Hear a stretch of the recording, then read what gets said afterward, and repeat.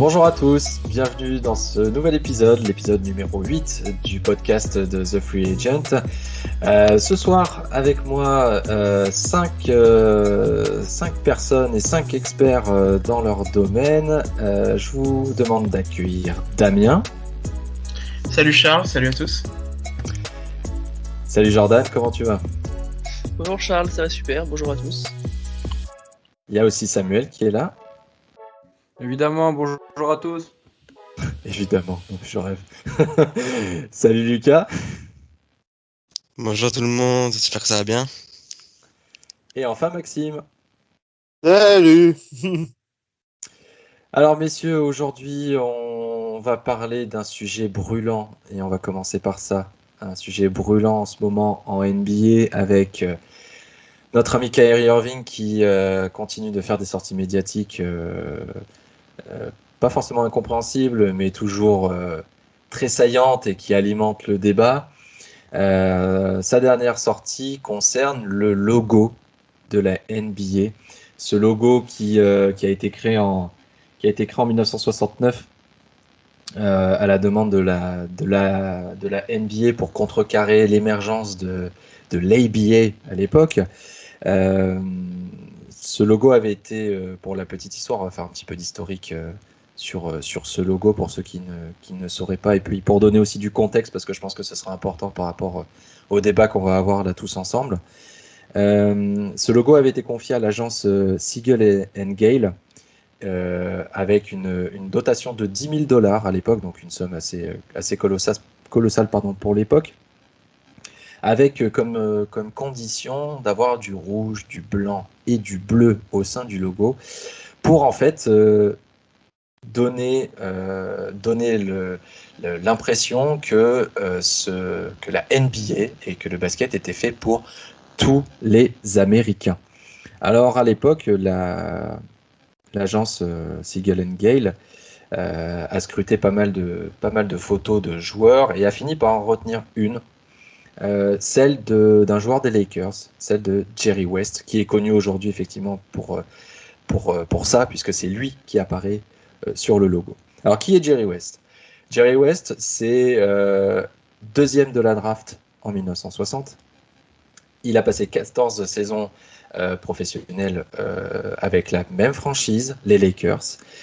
Il a échoué 7 fois en finale NBA, quand même, dont 6 face aux Celtics et une face aux Knicks en 1970.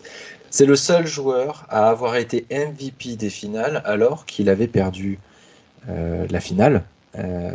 Il avait d'ailleurs cette année-là, c'était en 1969, il avait cette année-là compilé lors de la finale 37,9 points, 4,7 rebonds et 7,4 passes.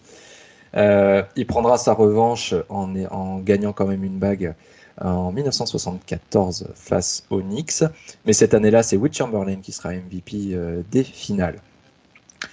Il prendra sa retraite 2 ans plus tard en 1976 et rejoindra tout naturellement le Hall of Fame en 1980. Alors pourquoi à l'époque Jerry West avait été choisi plutôt que d'autres joueurs qui sont tout aussi emblématiques de cette époque, à savoir Oscar Robertson ou Bill Russell ? Eh bien tout simplement, c'était pour aussi attirer les fans blancs, puisque la ligue à l'époque était une ligue de joueurs afro-américains, de joueurs noirs, et donc il fallait, dans ces temps un petit peu troubles pour la communauté afro-américaine, attirer aussi les supporters blancs. Et c'est pour ça que Bill Russell et Oscar Robertson ne figurent pas ne sont pas l'effigie du logo. Alors ce logo a été fait surtout pour contrecarrer l'émergence de l'ABA. Et ce logo deviendra beaucoup plus institutionnalisé avec l'arrivée de David Stern à la présidence de la NBA, puisque le logo fait partie des maillots depuis 1986. Et donc il y a eu cette volonté aussi de l'institutionnaliser et de le rendre comme une marque. Aujourd'hui, la NBA, c'est quand même 8 milliards de chiffre d'affaires. Donc il y a beaucoup d'enjeux là-dessus. Et donc Kyrie Irving a émis le souhait que ce logo soit changé pour représenter beaucoup mieux la communauté principale et majoritaire au sein de la NBA, à savoir la communauté noire, en remplaçant Jerry West par Kobe Bryant. Donc évidemment, les réseaux sociaux se sont enflammés, les différentes chaînes américaines aussi, et ont ouvert ce débat. Et je vous l'ouvre aujourd'hui, et je vais commencer avec toi, Maxime. Est-ce qu'il faut changer le logo de la NBA?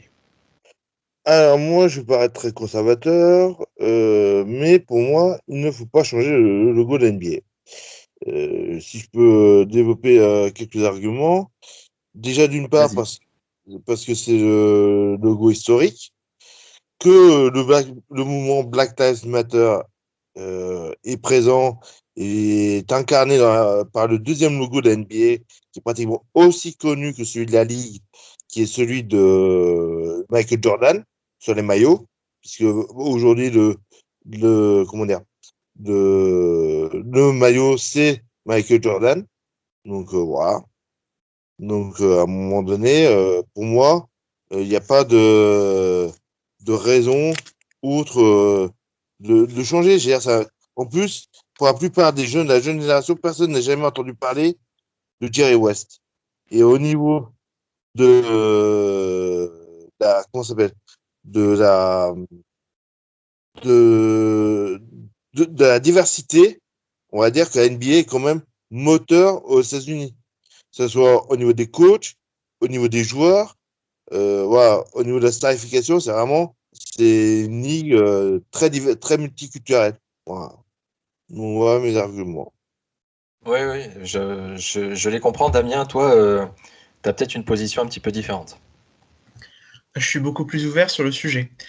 Mais je comprends les arguments de Maxime et il a tout à fait raison sur le fait que la NBA est quand même une ligue qui est beaucoup plus ouverte et beaucoup moins conservatrice que la NFL, du moins en apparence, parce que quand on regarde les statistiques du pourcentage de joueurs qui sont afro-américains en NBA, suivant, il y a plusieurs types de statistiques, on a entre 74,2% et 81,3%. Donc ça fait une très vaste majorité. On a un propriétaire afro-américain dans toute la ligue. C'est Michael Jordan. Voilà. Donc c'est quand même. C'est vrai que c'est une ligue qui fait beaucoup pour inclure les afro-américains, mais on voit en fait ce qu'on voit dans tous les autres sports, en fait. C'est-à-dire que les propriétaires sont majoritairement blancs. Voilà. Et pour en revenir au logo, je crois que c'est le bon moment pour le faire. Si on ne le fait pas maintenant, je ne sais pas quand est-ce qu'on va le faire. Il y a un vent positif de changement vers quelque chose de plus inclusif, vers plus d'écoute dans les minorités. Et c'est le moment, c'est peut-être le moment de le faire. Après, qui on met sur le logo, c'est un autre débat, on en reparlera plus tard, mais voilà. Et je pense aussi que Jerry West, c'est pas contre lui, attention, hein, parce que je connais aucun problème avec Jerry West, mais il représente aussi, il a joué à une époque où c'était pas terrible pour les Afro-Américains. Il a joué à une époque où Bill Russell pouvait pas manger la même table que ses coéquipiers. Donc, je crois pas que représenter au final un joueur qui a joué dans cette époque-là, qui est une époque triste, sombre, et qu'il faut pas oublier, c'est pas ça la question, mais que on pourrait mettre en avant autre chose, voilà. Pour toi, Samuel, c'est quoi? Il faut le changer, il faut le garder. Effectivement, on parlera du joueur, de quel joueur potentiellement mettre dans l'idée où on le changerait. Mais déjà sur le fait de changer cette marque, parce qu'aujourd'hui, c'est ça aussi. Je pense qu'au-delà de l'aspect social, du fait que le joueur représenté soit blanc, soit afro-américain, ce qu'il faut voir aussi, c'est l'aspect économique d'un changement de logo. Il devrait changer tous les produits NBA, changement sur toutes les comment ça s'appelle, tout le merchandising, les boutiques. C'est un coût et à mon avis, si c'est fait, ce sera pas fait tout de suite. surtout en cette période un peu compliquée économiquement, on ne sait pas trop comment ça va se passer par rapport à la crise sanitaire, etc. Donc, à mon avis, ça sera fait, mais pas cette saison. Et la NBA prendra pas une décision d'ici là, à la fin de saison ou les prochains mois, quoi. Maxime? Oui, pour moi, c'est quelque chose de culturel. Par exemple, moi, je ne sais pas qui est représenté sur le logo de la MLB. Est-ce que c'est un joueur ou pas? Parce que c'est le logo qui ressemble le plus, c'est comme tu l'as dit en introduction, Charles, c'est la même agence publicitaire qui l'a développé. Donc, euh, pour les fans des Lakers, on sait, il y a la statue devant le Staples Center. Donc ça, eux savent que c'est Jerry West. Mais au-delà de ça, j'ai toute la considération, tous les arguments développés, je les comprends parfaitement. Mais pour moi, il y a quelque chose qui me dérange dans cette volonté en ce moment de vouloir en permanence, comment dirais-je, voire changer à tout prix. C'est-à-dire, aujourd'hui, on a un propriétaire noir, pour appeler les choses, qui s'appelle Michael Jordan, et qui est aujourd'hui la plus grande star et le GOAT, comme on l'a écrit dans nos articles. Et ça, je trouve que elle est là pour moi, la vraie réussite de la Ligue, la vraie réussite de la diversité, la vraie réussite que depuis Bill Russell, les mentalités ont changé et qu'aujourd'hui, le monde a changé. Et c'est pas forcément en changeant un logo qu'on va faire avancer une nouvelle fois des causes que Kyrie Irving défend derrière, qui sont tout à fait louables au demeurant. Après, c'est vrai qu'il y a cette espèce c'est beaucoup aussi dans les symboles que peuvent résider les changements, mais c'est tout à fait entendable aussi. Vas-y, Jordan. Non, moi, techniquement, en fait, je pense que si cette décision, elle doit être prise, à mon sens, enfin, la NBA reste une entreprise, la NBA reste enfin, le principe, quand même, de cette ligue, c'est de faire de l'argent, en fait, et la considération doit être économique, pas sociale. Aujourd'hui, c'est vrai que c'est ce que pointait Maxime, personne ne connaît Jerry West, je dirais, à part les fans des Lakers.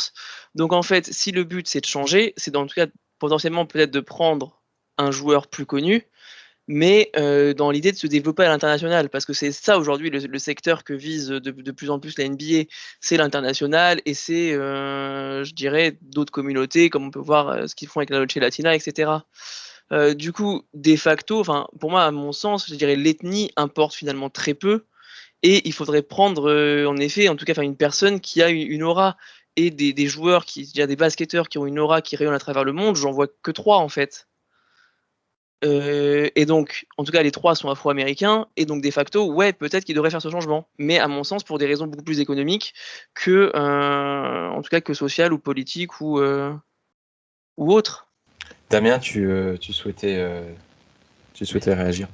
Oui, sur l'aspect que le logo, en fait, au final, on ne sait pas qui c'est, je trouve que c'est au final peut-être une bonne occasion de le rendre significatif, ce logo. Je veux dire, c'est peut-être aussi voilà, une belle occasion de se dire, d'accord, bon, avant, on ne savait pas qui c'était, à part si on est fan des Lakers ou si on aime le basketball des années 60, et je peux comprendre pourquoi, mais surtout pour les Lakers. Mais là, c'est vraiment l'occasion de dire quelque chose, en fait, de passer un message fort, et je vois mal comment mettre Kobe Bryant, par exemple, sur un logo ferait du mal aux ventes de la NBA. C'est sûr que ça ferait un gros changement. Mais bon, d'une part, ça rendrait le logo d'avant historique, donc ça ferait exploser la valeur de tout ce qui le représente, exploser à un niveau que je pense qu'on ne peut même pas imaginer quand on voit la valeur des cartes de joueurs de NBA, de MLB, etc. Ça serait indécent, je pense. Voilà. Et on rajoute Kobe Bryant, qui a peut-être pas l'aura de Michael Jordan, je suis d'accord avec vous, mais qui quand même, c'est un joueur en plus qui a des liens forts avec la communauté afro-américaine, qui a aussi des liens forts avec la communauté latino. Donc c'est un joueur au final qui, je pense, fait l'unanimité complète. Et voilà, donc c'est en ce sens-là, je pense que ça serait une pas si mauvaise opération marketing que ça. Pour répondre à Maxime tout à l'heure sur sa question par rapport au logo de la MLB, qui effectivement présente un batteur, il n'y a pas de d'explications comme on peut avoir pour la NBA où c'est Jerry West parce que voilà, les créateurs ont dit on a choisi Jerry West parce que la silhouette, il est plus, voilà, il dribble main gauche, etc. Ce serait le Hall of Famer Harmon Killebrew qui serait en fait la silhouette qui aurait été utilisée.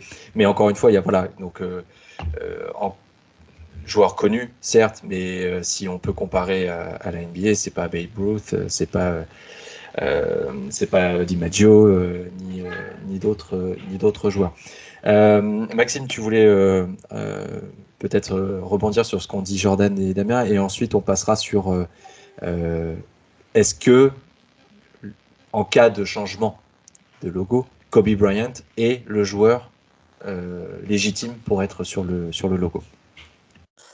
Alors, pour cet aspect économique, je suis effectivement, ce sera un coup marketing, mais pour moi, je pense que ce sera un coup marketing pour la jeune génération, donc effectivement. Mais à l'étranger, je pense que le simple logo est vraiment marquant. Je vais prendre un autre exemple, le NY en baseball, le NY, que vous avez retrouvé en Papouasie-Nouvelle-Guinée sur toutes les casquettes. Tout le monde connaît ce logo. Tout le monde connaît le nom Yankees. Personne ne sait forcément que c'est du baseball, mais au moins il y a une image. Le logo de la NBA, c'est la même chose.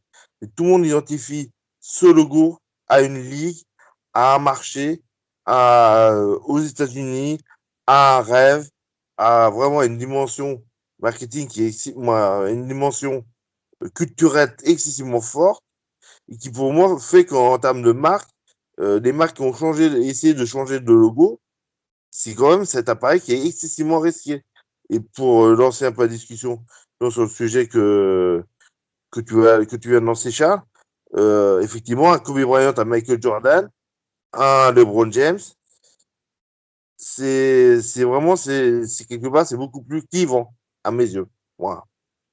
Alors voilà, on rentre. Merci Maxime d'avoir introduit le débat. Effectivement, là, on va rentrer dans le débat de savoir si jamais la NBA décide, et à mon avis, comme vous l'avez dit, ce sera pas cette saison, ça c'est sûr, je pense qu'ils ont d'autres chats à fouetter avec le Covid, etc. Mais imaginons que pendant l'intersaison, la NBA commence à se pencher sur ce sujet et souhaite changer.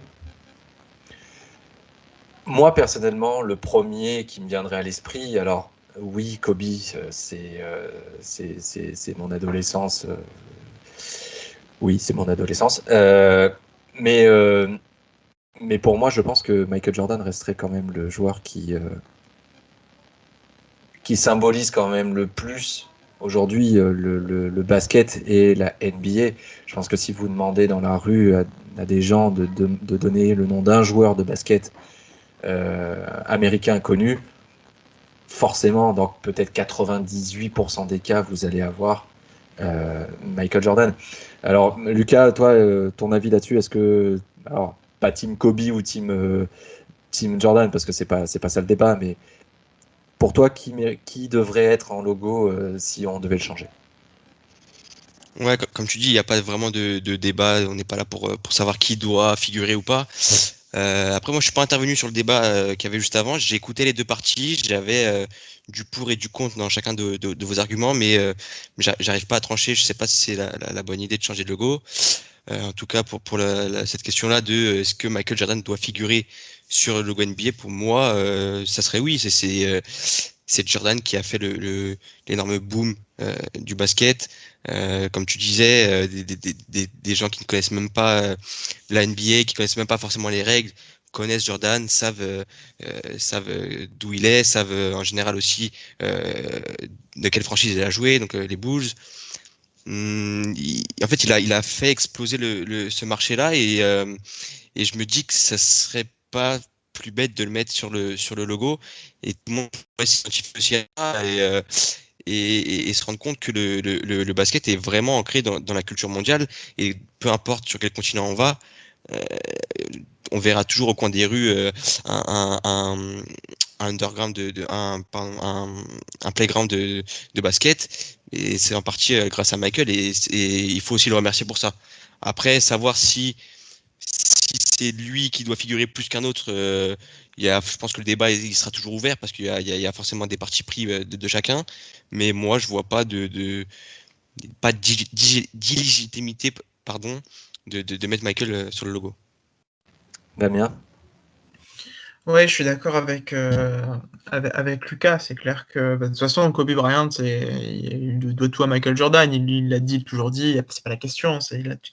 Il a grandi, on le regarde en jouer. Mais bon, après voilà. Après, c'est clair que Michael Jordan a eu un impact énorme. Mais bon, le problème, c'est qu'aussi Kobe Bryant est mort très jeune, donc il n'a pas forcément eu la possibilité de se développer très longtemps après sa mort en tant que marque, comme l'a fait Jordan, et au final en tant que phénomène culturel, parce qu'aujourd'hui, des fois, j'aime bien faire c'est une expérience que j'aime bien mener souvent, demander aux gens quel joueur vous connaissez. Et oui, c'est vrai que Jordan revient tout le temps, et puis parfois, souvent même, des gens qui portent des chaussures, des habits de sa marque, elles le connaissent même pas, quoi. C'est juste, ouais, j'ai un Jordan, j'ai un truc. Mais voilà, c'est un Jordan, non, il existe, quoi. C'est une vraie personne, c'est pas juste un t-shirt. Mais voilà, ça dit à quel point c'est un phénomène culturel avant tout, quoi. Plus encore que Kobe Bryant, des personnes qui disent j'ai un Kobe sur moi, quoi. Ça, c'est clair. Mais voilà, après, il n'a pas eu l'occasion et il n'aura pas l'occasion de le faire parce qu'il est mort trop jeune. Donc c'est ça aussi, je pense, que Kyrie veut mettre en avant, c'est la mémoire de Kobe Bryant.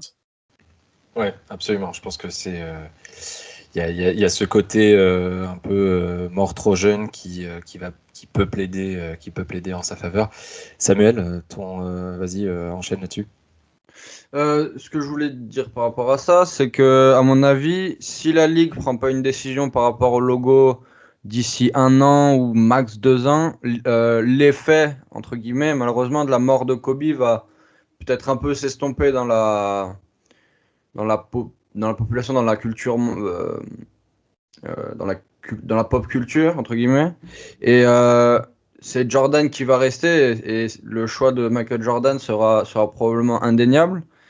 Et après, il y a aussi une éventualité qu'on n'a pas pensé, c'est une refonte complète du logo, avec peut-être même pas de joueur au centre, un logo assez sobre façon NHL, avec une espèce de blason. Je ne sais pas si c'est une éventualité, mais on peut peut-être l'envisager, quoi. Ouais, absolument. C'est vrai qu'on a tout de suite pensé à un autre joueur, mais effectivement, les autres ligues, alors mis à part la MLB où il y a effectivement un joueur dessus, mais effectivement la NHL et la NFL ont des logos en forme de blason, donc ce qui évite un petit peu tout débat de ce point de vue-là. Maxime, je t'en prie, enchaîne. Oui, moi, après, justement, moi, vous parliez de l'effet Kobe Bryant. Et je trouve qu'une marque, alors j'ai tout respect pour Kobe, je suis comme toi, Charles, moi j'ai grandi avec Kobe et Michael, sauf que Michael Jordan est déjà présent sur les maillots par sa marque de vêtements. Donc on a déjà sa silhouette. Elle existe, concomitante à celle de Jerry West. Et je trouve que d'ailleurs, c'est un super. Ça a été fait plus ou moins volontairement, en même temps que le mouvement Black Lives Matter. Et je trouve que c'est vraiment deux identités, deux marques qui cohabitent, qui sont actuelles. Et je trouve que pour moi, ça regroupe tous les points de vue. Ça existe déjà, à mes yeux. Voilà, c'est tout ce que j'avais à rajouter. Lucas, tu veux rajouter quelque chose? Ouais, moi j'ai deux, trois trucs à dire. En premier, c'était sur la refonte que Samuel a évoqué. Moi, je pense pas, parce que je trouve que la NBA c'est une ligue qui met vraiment en avant les joueurs, et de plus en plus avec les joueurs ont vraiment la parole. Enfin, je prends exemple sur la NFL. Je trouve que les propriétaires des franchises, vraiment les actionnaires hors terrain ont une place plus importante, et ce qui est dommage dans le sport par rapport à la NBA, où là les joueurs sont vraiment acteurs de ce qu'ils entendent et ce qu'ils souhaitent faire entendre. Ensuite, il y avait aussi, oui, c'est ça, la culture de l'instant qui peut être dommage. Je pense que tout le monde a été attristé par le décès tragique de Kobe Bryant, mais j'ai peur que là on l'évoque sous la culture de l'instant, et que si jamais il était encore parmi nous, est-ce que vraiment son nom viendrait à l'idée de le mettre sur le logo de l'NBA? Je pense pas. C'est pour ça que je pense qu'il sort un peu de la course, on va dire, si on peut parler de course au logo. Je pense pas qu'il soit légitime face à un Michael Jordan. Mais après, comme l'a dit Maxime, MJ, il a déjà sa marque, il a déjà son logo, son Jumpman. Donc je pense qu'il doit avoir aussi certaines clauses qui limiteraient les choix et la fenêtre de tir des designers du futur logo. Mais après, je pense qu'il y aura toujours, voilà, il faut trouver le juste milieu entre ne pas succomber à cette vague-là que Kobe a emporté avec lui et le monstre qui est Michael Jordan pour ce sport-là. Je vais rajouter de l'huile sur le feu. On n'a pas parlé de LeBron James. Je sais pas, est-ce que... Moi, pourquoi pas? Alors oui et non. Oui, parce que c'est quelqu'un qui est acteur majeur dans la culture afro-américaine et qui s'investit dans plein de causes. Et ça, c'est quelque chose de vraiment extraordinaire qu'on voit peu. Il a une vraie aura, il a une vraie puissance dans ses paroles. On voit sur Twitter qu'il souvent prend parti pour certains faits divers, certaines histoires. Et donc oui, il pourrait faire partie de la discussion. Après, le fait qu'il soit encore en train de jouer, je pense que ça en freinerait plus d'un. Et je pense pas que moi, ça me gênerait que quelqu'un qui joue encore soit sur le logo de la ligue en question. Ça me chagrinerait un peu. Je serais pas fan par contre. Jerry West jouait pendant que le logo avait été fait. Je rajoute de l'huile sur le feu. C'est vraiment c'est vraiment fait exprès. Jordan, vas-y. Moi, à mon sens, le principal problème de LeBron James, c'est qu'il a quand même souvent tendance à se mettre, je dirais, déjà en avant par lui-même, ce qui n'est pas forcément ce que tu veux quand tu es une marque et que tu, entre guillemets, veux utiliser une personne pour faire un logo. Je sais pas si je m'explique bien, mais je dirais que pour le coup, sa personnalité est très clivante, où il a souvent tendance d'ailleurs même à se considérer comme supérieur à ses franchises. Et même maintenant qu'il est aux Lakers, qui est pourtant, je dirais, peut-être avec les Celtics, voire même devant les Celtics, je dirais la franchise la plus iconique de la NBA, elle devient de plus en plus, entre guillemets, la franchise de LeBron James. Très franchement, enfin actuellement en tout cas, très franchement, c'est vrai qu'en effet, si la Ligue faisait ça, outre le fait qu'il soit contemporain et que je suis d'accord que ça ferait bizarre, l'aspect qu'effectivement, moi, en tout cas, je dirais, je trouve que sa personnalité est beaucoup plus clivante que celle que pouvait avoir un Jordan ou un Kobe Bryant, et que nécessairement tu perdrais potentiellement une partie du public, une partie de l'adhésion du public avec ça, qui serait en somme un changement de logo complètement raté. Samuel? Ouais, je suis complètement d'accord avec Jordan et Lucas, à mon avis. Le fait que LeBron n'ait pas fini sa carrière met un frein dans la possibilité qu'il devienne le joueur sur le logo. Mais peut-être si il récupère encore 2-3 bagues, on ne sait pas, il pourrait devenir le GOAT.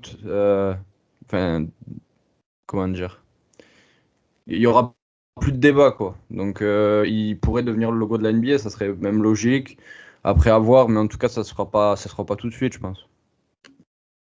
Non, je pense pas non plus. Lucas, tu voulais rajouter? Pour revenir rapidement, c'est pas on va pas mettre sur le logo le meilleur joueur d'histoire, c'est pas forcément ça qui est non plus qui est bon ou qui est juste. Moi, ce que je pense qu'il faut faire, c'est mettre quelqu'un qui est à l'image de l'NBA, donc jeune, avec un vent d'air frais, avec un Adam Silver très progressiste et qui laisse la parole aux joueurs de plus en plus. On l'a vu durant la bulle, après les événements qui s'étaient passés à Milwaukee, les joueurs qui avaient refusé de jouer certains matchs de playoff. Donc voilà, c'est une ligue qui est progressiste et je pense que le joueur qui doit apparaître sur ce logo, ça doit être quelqu'un à l'image de cette ligue et de ce courant qui est en train de se faire petit à petit. Et après voilà, moi j'ai peut-être pas forcément l'idée là en tête tout de suite, mais il y a plein de possibilités de joueurs qui font des choses extraordinaires aussi. Parce que quand tu as commencé à dire jeune et tout, j'allais te proposer la Melo Ball ou Zion pour changer le. Si c'était les médias qui choisiraient, les médias américains, ça leur posait pas de problème. C'était Zion direct. Il y avait pas de. On peut mettre Carmelo Anthony, hein. Exact. J'allais même te dire Emmanuel Quickly, tu vois. Oui, aussi, voilà. Ou Derrick Rose ou Rudy Gobert. Ce serait sympa d'avoir un Français en logo. Avec une silhouette qui met un énorme contre. Ce serait pas mal. Débat sans fin. Là-dessus, je crois qu'on n'a pas fini. On n'a pas fini d'en parler. Voilà, je pense que ça va se calmer dans les semaines à venir. Mais effectivement, c'est toute une identité visuelle. Vous l'avez tous dit. C'est un logo qui va au-delà du simple fait qu'effectivement, il y a quelqu'un qui est représenté sur le logo. Et je pense que ça, c'est quelque chose de très difficile pour une marque quand elle est personnifiée. Et à mon avis, le débat qu'on a aujourd'hui, nos petits-enfants et arrière-petits-enfants auront sans doute le même, en se disant mais on sait même pas qui est sur le logo de la NBA, il faut changer, il faut mettre machin. Donc c'est d'un point de vue marketing, effectivement, il y a énormément d'enjeux et je pense que ça risque d'être sacrément compliqué. Un dernier truc, Samuel, et puis on enchaîne avec la NHL. Oui, je voulais juste rajouter, ça vient de tomber, mais Joakim Noah a officiellement annoncé sa retraite des parquets. On se rappellera de lui pour son titre de Depoy avec les Bulls, notamment. Super, ben voilà, c'est en direct. Vous voyez, il n'y a pas d'enregistrement quelconque. C'est tout en direct et on aura une autre breaking news pour la NFL un petit peu après. Je garde ça pour après. On enchaîne avec la NHL. Jordan, Samuel, aujourd'hui on va parler d'une franchise en particulier et on va partir dans le Minnesota pour parler du Wild. Oui, effectivement, le Wild, c'est un peu la surprise de cette saison, en tout cas à l'Ouest. Là, actuellement, ils sont 2e de leur division, donc ils ont à égalité de points avec les Blues, mais ils ont 3 matchs de moins et ils ont 1 point de plus que Colorado. Et surtout, le Wild a, en son sein, le meilleur pointeur chez les rookies, qui est donc Kirill Kaprizov. Et qui est vraiment, en tout cas, un peu une surprise venue de nulle part quand même. Et surtout, en effet, on n'attendait pas vraiment cette équipe à ce niveau. On se disait que, en tout cas, en début de saison, on voyait cette équipe se battre pour les playoffs sans forcément les atteindre. Et là, actuellement, ils sont presque en train de repousser Saint-Louis du Big Three à l'ouest. Donc, c'est assez surprenant. Et c'est surtout une équipe qui tourne très bien, en effet, avec des jeunes joueurs, notamment 2, donc Kirill Kaprizov, comme j'en parlais, et aussi leur gardien Kaapo Kähkönen, qui marche très bien et qui aujourd'hui propose un des hockey les plus séduisants. Samuel, tu es d'accord avec Jordan, c'est une demi-surprise au final, le Wild cette saison? Je dirais même une surprise assez complète en fait. On a un effectif du Wild qu'on pensait un peu vieillissant avec les Parisais, les Sutter, même Koivu qui a. Non, Koivu jouait plus avec Minnesota. Mais ouais, on a vu une équipe assez vieillissante. On se demandait un peu ce qu'ils allaient faire cette année. Et on a ce joueur qui sort de nulle part, Kirill Kaprizov, qui est drafté, il me semble, en 2015 au 5e choix. Donc pas forcément un joueur qu'on attendait à ce niveau-là en NHL. Ils ont encore progressé au moment du retour de Zuccarello dans l'effectif. Il y a 7 matchs seulement. Il a déjà 11 points dans ces 7 matchs, le Norvégien. Donc on a une équipe hyper agressive. Colorado en a fait les frais d'ailleurs. Ils ont perdu plusieurs fois contre le Wild. Mais ouais, il y a aussi l'émergence de 2 autres jeunes que sont Jason Greenway et Eriksson Ek qui est sur le premier trio avec 8 buts en 18 matchs.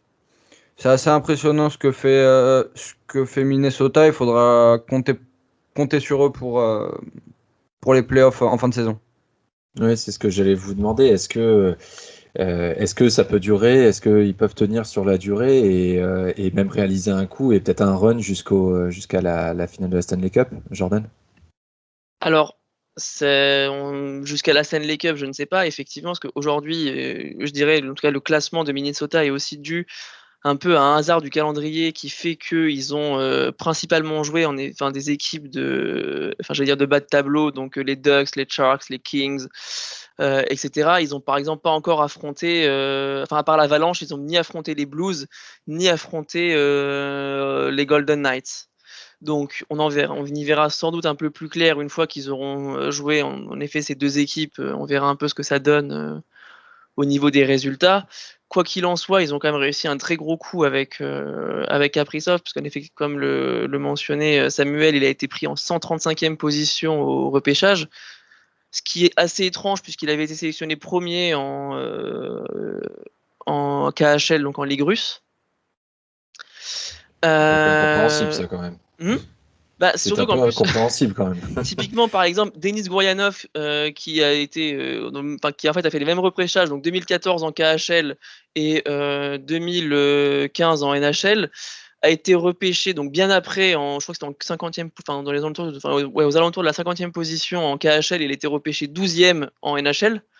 Alors, Denis Gourianov, c'est un très bon joueur, hein, j'ai rien contre lui. Comment dire, d'ailleurs, il a déjà une finale à son actif, ce qui est quand même pas trop mal pour un joueur qui a fait 2 ou 3 saisons. Mais en effet, ouais, c'est vrai c'est assez bizarre. Voilà, et concernant le Wild, ils avaient perdu Koivu, qui était un peu leur joueur emblématique. Qui était un peu leur joueur emblématique. Ils l'ont perdu cet été. Le joueur, il était parti à Columbus. D'ailleurs, finalement, il a pris sa retraite parce que Columbus marchait pas. Hein. Ils avaient donc nommé un nouveau capitaine qui était Jared Spurgeon. Le noyau, Zach Parisé, tout ça a été très vieillissant. Même Zuccarello, qui est un bon joueur, il a déjà 33 ou 34 ans, je sais plus. Et en fait, c'était, à mon sens, pour moi, le Wild, c'était clairement l'équipe qui avait tenté de faire quelque chose en s'appuyant toujours sur le même noyau de joueurs, sauf que ce noyau était trop vieux. Et que du coup, ils allaient décliner lentement mais sûrement jusqu'à essayer de repartir vers une nouvelle lancée avec des rookies. Et en fait, finalement, les rookies, ils les ont trouvés sans avoir des choix de draft haut, ce qui est plutôt pas mal. Et donc, il faudra voir en fonction, mais je pense qu'en effet, on l'a vu face à l'Avalanche, ils ont quand même réussi à prendre des matchs.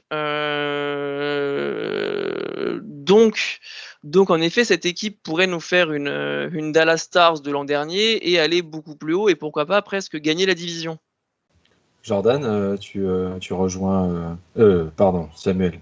Samuel, est-ce que tu rejoins Jordan? Oui, complètement. Et justement, on va voir dès ce soir, Minnesota se déplace à Vegas et il jouera donc 2 matchs ce soir et dans 2 jours. On va vite voir le niveau de Vegas contre clairement une des meilleures équipes de la saison, les Golden Knights. Ça va être très intéressant et on a hâte de voir ça. Très bien, nous aussi. On a très envie de voir ce que va donner cette équipe qui est en plus dans une division où effectivement il y a quand même trois très très gros. Donc la 4e place peut être largement envisageable pour eux. On va passer à la NFL. Et puis, deuxième breaking news de la soirée après Joachim Noah. On avait prévu de parler de Russell Wilson, on en parlera peut-être un petit peu quand même, Damien et Lucas. Mais c'est finalement un ancien Texan, et attention, je ne parle pas de Sean Watson, je parle de J.J. Watt qui s'engage pour 2 ans avec les Cardinals de l'Arizona.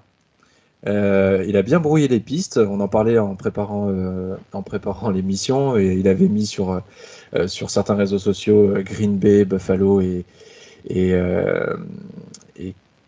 Chicago ou Cleveland, je ne sais plus. Et c'est finalement en Arizona, il va retrouver DeAndre Hopkins. Donc le contrat, c'est 2 ans pour 31 millions de dollars, dont 23 millions de dollars garantis. Lucas, Damien, la réaction à chaud, c'est quand même une petite surprise de le voir partir là-bas. Ouais, c'est une petite surprise, ouais. Je pense à Deshaun Watson, il doit se sentir un petit peu comme John Travolta là, dans Pulp Fiction, là, quand il arrive chez Mia Wallace. Là, il Tout n'y seul. a plus personne, hein, il cherche, il n'y a plus personne. Non, voilà, il est tout seul. Non, mais c'est un énorme coup de la part des Cardinals et c'est un coup qui en dit long en fait sur l'équipe qu'ils essaient de devenir parce que miser autant d'argent sur ce joueur qui est excellent. Alors là, je pense on a tendance à oublier parce qu'on a Aaron Donald notamment aujourd'hui à quel point JJ Watt était vraiment c'est un monstre quoi. C'est vraiment un de mes joueurs préférés en tout cas avec les deux frères Bossa même si je les place en premier. Mais voilà quoi, c'est vraiment ça en dit long sur à quel point les Cardinals se voient comme, je pense, une équipe qui sent qu'elle est vraiment à pas grand-chose d'aller chercher un titre. Déjà, une qualification en playoff, ça serait bien, mais un titre et puis qui a des grandes ambitions. Voilà. Donc ça, c'est vraiment intéressant. Lucas, tu es du même avis? Ouais, je partage le même avis. C'est forcément le message envoyé avec ce transfert, enfin cette signature, parce que c'est pas un transfert, c'est une signature.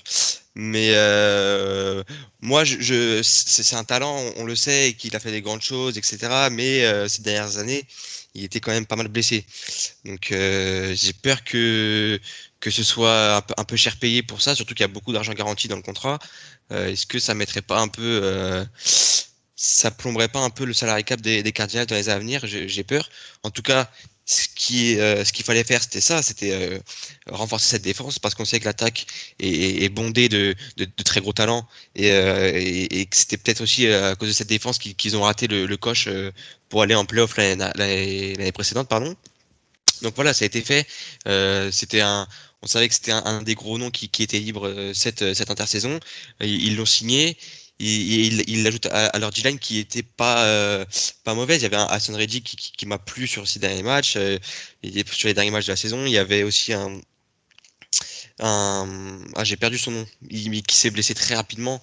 Un DN aussi qui s'est blessé très rapidement cette année au genou. Donc ça va revenir aussi. Donc ça va être une grosse D-line. Donc ouais, c'est le move est bon, peut-être un peu cher payé, mais moi je trouve que le move est bien fait. Après c'est lui qui va nous faire mentir, je pense encore, hein, comme souvent. Mais voilà, après, est-ce que autant d'argent mis sur la table comme ça, alors qu'il aurait pu être fait un peu plus intelligemment, c'est ça qui me dérange un peu. Damien, c'est vrai que j'allais vous en parler, Lucas. Du coup, tu m'as coupé l'herbe sous le pied, mais oui, effectivement, JJ Watt, il est plutôt jeune et quand même 31 millions pendant 2 ans avec 23 millions garantis, avec un salary cap, faut pas l'oublier, qui va diminuer au maximum 18 millions de dollars. Là, c'est la stratégie, c'est du win now pour les Cards. On doit gagner là dans les 2 ans, à venir. Ouais, mais le problème, c'est est-ce qu'ils peuvent win now? Et c'est pas si clair, hein, parce qu'il n'y a pas que. Ça va être une grande addition, c'est clair ils avaient vraiment besoin de talent en défense. Ils avaient besoin d'un joueur comme JJ Watt qui est en plus un leader, quoi. Ils avaient vraiment besoin de quelqu'un pour. On voit que lui, quoi, sur le terrain et en dehors. C'est vraiment le joueur qu'il faut pour aussi cette jeune équipe, en fait, au final, un petit peu. Et notamment aussi cette jeune défense, globalement, avec, je pense, à ce talent brut, Isaiah Simons, qui cherche sa place, qui est encore un petit peu entre deux. Mais ouais, non, c'est très bien, c'est très très bien. Maintenant, voilà, la question du salary cap est intéressante parce qu'ils ont encore pas mal de problèmes à régler, en défense notamment, et d'une manière assez générale dans la défense. Mais je pense aussi que un autre receveur très fiable en plus de DeAndre Hopkins, ça leur ferait pas de mal. Ça leur ferait même beaucoup de bien, je pense, parce que voilà, ils avaient tendance à forcer un petit peu les tracés vers lui. Et bon, ils ont Christian Kirk et Isabella, certes, mais peut-être un deuxième gros receveur, ça leur permettrait de passer à une autre dimension. Plus un corner, ou des corners, certainement plutôt, pour cette équipe des Cardinals. En tout cas, gros coup fait par les Cardinals. Et si on revient au sujet qu'on voulait aborder aujourd'hui, le cas de Russell Wilson, qui a annoncé vouloir faire sauter sa clause d'échange pour seulement 4 équipe. Alors, est-ce que, Damien, on doit s'attendre à voir Russell Wilson sous un autre maillot au mois d'août cette année? Ben, sans une ligne offensive de bon niveau, avec J.J. Watt qui arrive dans sa division, il a tout intérêt à courir et s'en aller le plus vite possible, ça c'est sûr. Mais non, plus sérieusement, je comprends Russell Wilson et je pense que c'est mieux pour tout le monde que ça s'arrête en fait, parce que j'aime pas quand ça explose sur la place publique comme ça. J'aime pas ça. Je trouve que ça va gâcher un petit peu cette équipe des Seahawks qui avait fait quelque chose d'exceptionnel, remporter le premier Super Bowl de l'histoire de la franchise avec Russell Wilson, quoi. Et vraiment, c'est une icône. Et bon, j'aime pas lire des choses quand je vois il va à une réunion en 4e semaine et qu'il propose des idées et qu'on l'ignore complètement et que dès qu'il fait un mauvais match, alors le game plan il revient comme il était avant et puis Russell Wilson, tu te tais, tu vas t'asseoir. Ça, j'aime pas ça. Et j'imaginais pas Pete Carroll comme ça. Voilà, donc j'aime pas découvrir tout ça. Et maintenant que je découvre tout ça, je comprends que Russell Wilson soit frustré. Parce que c'est vrai qu'il a été abandonné au niveau de sa ligne offensive, que quand il vient à un meeting, quand c'est Russell Wilson, c'est le meilleur joueur de l'équipe, c'est la franchise Russell Wilson. Donc quand Russell Wilson dit quelque chose, il faudrait peut-être un peu l'écouter. Voilà. Après, ça va aussi dans cette espèce de philosophie de est-ce que les joueurs ont leur place, leur voix dans la ligue, ou est-ce que c'est juste c'est le système, tu le fais, et puis si t'es pas content, c'est pareil, t'as rien à dire. Voilà, je pense qu'il y a aussi une espèce de dichotomie entre cette ancienne ligue et cette nouvelle ligue, et Russell Wilson se trouve complètement au milieu de ça, en train d'exploser. Et oui, après, on parlera des destinations après, mais je pense qu'il gagnerait à aller voir ailleurs. Lucas, ton avis? Ouais, c'est pareil, je trouve qu'on n'a pas été. On n'a pas considéré Russell Wilson comme un vrai talent exceptionnel, et j'ai l'impression qu'on le prenait pour un quarterback lambda, j'ai envie de dire. C'est un peu grossier, mais c'est vrai que les dirigeants n'ont jamais rien fait pour le mettre dans les meilleures conditions possibles.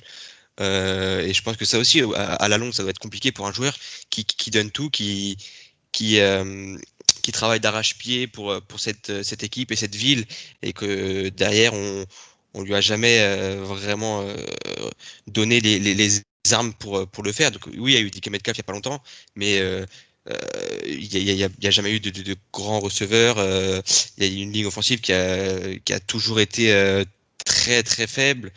Un jeu de course qui était un peu mieux ces dernières années, mais qui est redevenu vraiment très moyen. C'est par la suite. Ouais, donc moi je comprends qu'il soit frustré et qu'il le dise publiquement, mais après moi je pense qu'on arrive petit à petit à un point de non-retour où voilà, là il commence à donner une shortlist, etc. Et ça mettrait une ambiance un peu malsaine dans le vestiaire, avec un joueur qui avouerait sa flamme entre guillemets à d'autres équipes et qui reviendrait sous le maillot de son équipe. Moi je trouve ça un peu bizarre, un peu malsain, et j'ai l'impression que ça va se faire de plus en plus, enfin c'est en train de se faire petit à petit, et que dans l'ombre je pense que c'est vraiment en train de travailler. Les dirigeants sont vraiment en train de se poser la question. Voilà, il y a plein d'équipes qui sont très actives sur Russell Wilson. Moi ça me rendrait triste de le voir partir, mais et pour être honnête, j'y croyais pas vraiment. Sur les premières rumeurs, j'y croyais pas. Je pensais qu'il allait rester. Mais après, on arrive, ouais, comme je dis, à un point de non-retour. Et ça va être compliqué de revoir Russell Wilson après sous le maillot de Seattle. Alors, parlons des destinations. Damien, est-ce que tu peux nous redire ces 4 destinations favorites, puisque c'est comme ça qu'on doit les voir? Oui, alors Russell Wilson a dit qu'il ne voulait pas être échangé, mais si c'était le cas, il aimerait bien aller chez les Cowboys de Dallas, ou alors chez les Saints de la Nouvelle-Orléans, chez les Raiders de Las Vegas, ou alors, et surtout, ça c'est ma petite destination cœur dans toutes celles-là, les Bears de Chicago. Voilà. Donc c'est une liste que je trouve très intéressante, parce que les Cowboys, ils ont déjà un quarterback, les les Saints, ils ont pas les moyens de l'avoir, même s'ils ont l'air de toujours s'en sortir pour rajouter du talent quand il faut. Bon, les Riders, c'est pas une équipe que je vois comme une équipe qui a un problème avec son quarterback. Hein. Derek Carr, voilà, il fait tout ce qu'il faut pour les Riders.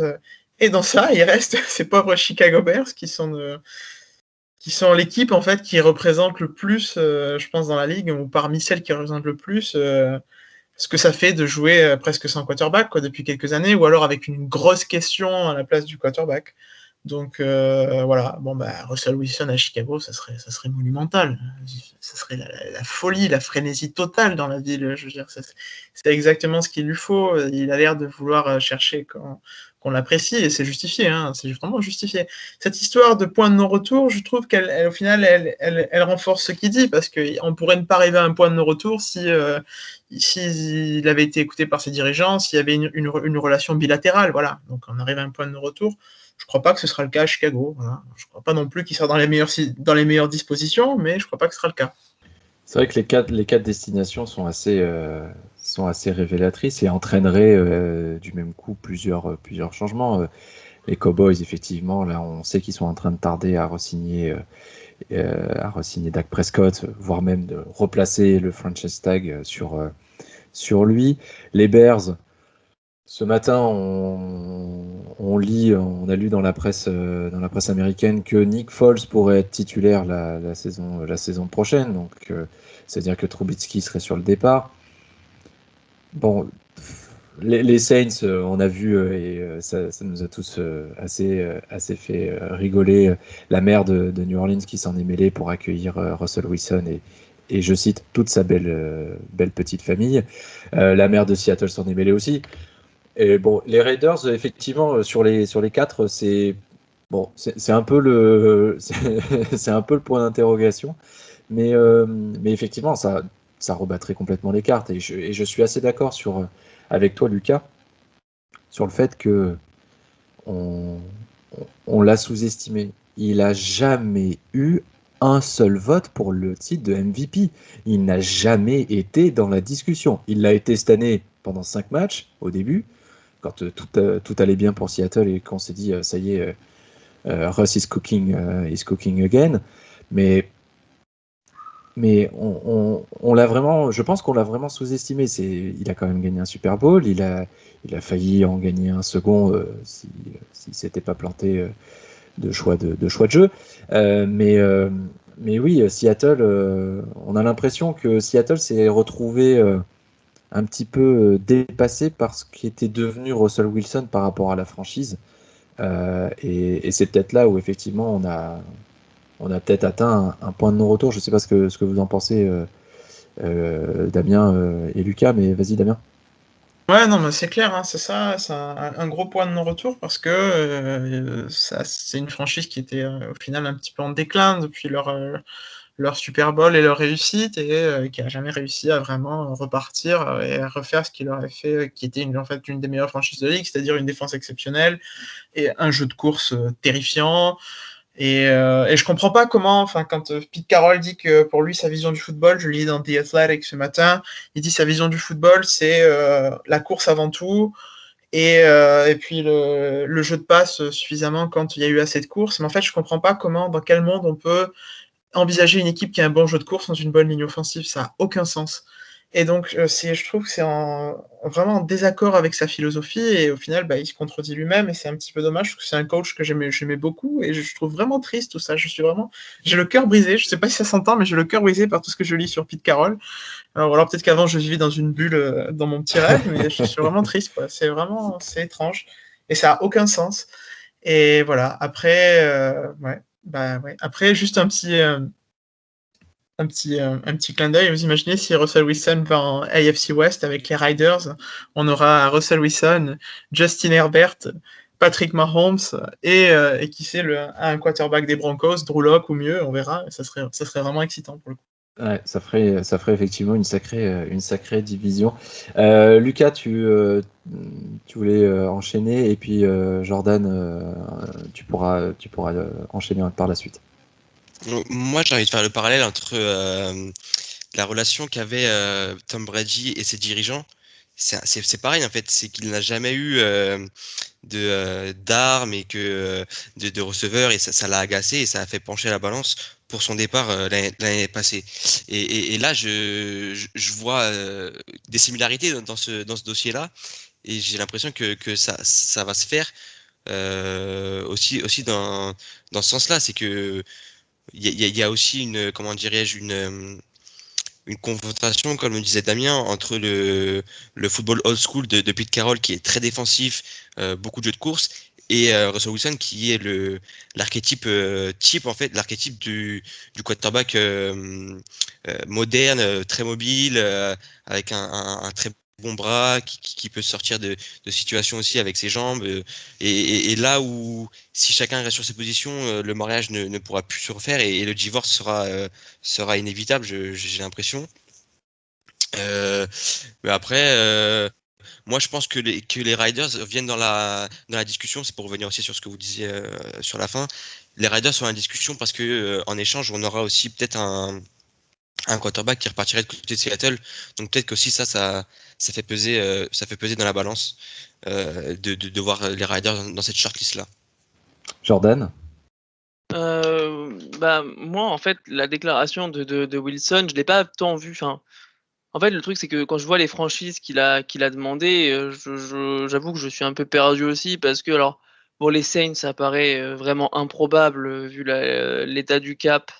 Puis, ça voudrait dire que nécessairement Drew Brees prend sa retraite, ce qui n'est pas encore, ce qui n'a pas encore été officialisé. Mais c'est vrai qu'après, les trois autres, que ce soit les Raiders, les Bears, enfin, en fait, c'est pas des franchises qui, à mon sens, peuvent vraiment win now. Wilson, je sais, il a déjà plus de 30 ans. Je pense pas qu'il lui reste non plus beaucoup de saisons, en tout cas à haut niveau. Encore plus avec le nombre de plaquages qu'il prend, etc. Et donc, en fait, forcément, j'avoue que je comprends pas trop en fait ce move du point de vue où il voudrait éventuellement partir dans dans des franchises qui sont pas forcément aptes à gagner. Et en fait, moi, je le vois plus comme une volonté peut-être, soit d'être entendu effectivement un peu en mode, il voudrait faire un peu pression, ou alors chercher une revalorisation salariale. Mais en fait, je suis pas forcément convaincu qu'il ait réellement, en effet, envie de rejoindre ces franchises. Non, non, effectivement, il a pas dit, enfin, on n'est pas arrivé au stade d'un Deshaun Watson qui a dit je ne rejouerai plus pour les Texans. Wilson a surtout pointé du doigt le manque d'écoute, comme Damien a pu le dire. Il semble pas suffisamment écouté au niveau du plan de jeu et Pete Carroll reste focalisé sur son football à lui, qui, alors bon, défensif, il faudra revoir ça par rapport à la saison dernière parce que c'était pas tout à fait ça. Mais effectivement, le jeu de course, c'était, Seattle, les Seahawks, c'était le jeu de course. Ils ont bâti leur succès là-dessus. Cette année, ils ont essayé de faire un petit peu différemment et ils avaient les armes avec DK Metcalf notamment. Donc il y avait eu des progrès, mais on est tout de suite effectivement revenu un petit peu en arrière. Et bon, non, désolé Russ, mais ce que tu as proposé au final, ça fonctionne pas. On revient au modèle d'avant. Vas-y Lucas. Ouais, moi, si il y a l'argument du nuage de fumée ou du pression sur les dirigeants, c'est aussi plausible. On sait que là, à l'approche de la draft, il y a des très bons linemen offensifs qui peuvent aussi arriver du côté de Seattle. On a Orlando Brown qui, lui, veut vraiment partir de Baltimore et qui est un des gros noms de cette free agency au poste de left tackle. Donc oui, aussi, c'est possible. Après, si les dirigeants ne le font pas, je pense que Russell Wilson le sentirait vraiment comme une insulte. Et là, ça serait encore plus compliqué. Parce que moi, je vois les Packers qui ont tout fait pour mettre Rodgers dans les meilleures conditions. Je vois les Chiefs qui ont tout fait pour mettre Mahomes dans les meilleures conditions. Je vois les Buffalo qui a mis Allen dans les meilleures conditions. Tous les top QB de cette ligue sont dans les meilleures conditions, sauf un. Et c'est Russell Wilson. Donc c'est ça aussi qui est compliqué. Mais ouais, je rejoins Jordan. Le nuage de fumée et le point de pression sur les dirigeants est tout à fait plausible. Damien. Ouais, plusieurs choses. Je suis moyennement convaincu pour le nuage de fumée, c'est possible, mais je me suis pas mal documenté. Dans ce que j'ai lu, c'est qu'il y a une vraie fatigue mentale chez Russell Wilson, du fait que il en peut plus, il est arrivé vraiment au bout de ce qu'il peut encaisser, autant physiquement que mentalement, chez les Seahawks, et il est vraiment au bout. Et d'autre part, je vais rejoindre un petit peu ce que tu disais tout à l'heure, Lucas. Je trouve qu'il y a vraiment un effet Tom Brady dans cette ligue depuis son changement de club, enfin son changement de franchise. J'ai l'impression qu'il a fait réfléchir beaucoup de monde, et qu'il a montré que c'était possible de se relancer, et qu'en fait il a ouvert une nouvelle voie. C'est marrant pour un quarterback, comme disait, le plus conservateur possible dans une équipe qui représentait vraiment l'archétype de la franchise conservatrice. C'est assez drôle pour le coup. Et pour finir, une petite anecdote que je lisais ce matin, Russell Wilson donc était au Super Bowl, et il avait été invité parce qu'il a remporté le Walter Payton Man of the Year, et donc il a regardé jouer Tom Brady, et apparemment il était très frustré. Alors il s'est rendu compte que de tout ce qu'il n'avait pas, en fait. Il a regardé Tom Brady et Patrick Mahomes, et il a vu tout ce qu'il n'avait pas, c'est-à-dire une franchise qui l'écoute, de l'intérêt, et puis une possibilité de réussir, d'être au Super Bowl, pas juste dans le public pour recevoir un award qui est très bien, le Walter Payton Man of the Year, ça en dit long sur la personne qu'il est, je pense. Mais voilà, je crois qu'il y a une grosse frustration, et ce que j'ai envie d'appeler l'effet Tom Brady qui a commencé cette saison, et surtout dans cette intersaison. Jordan, tu es de cet avis?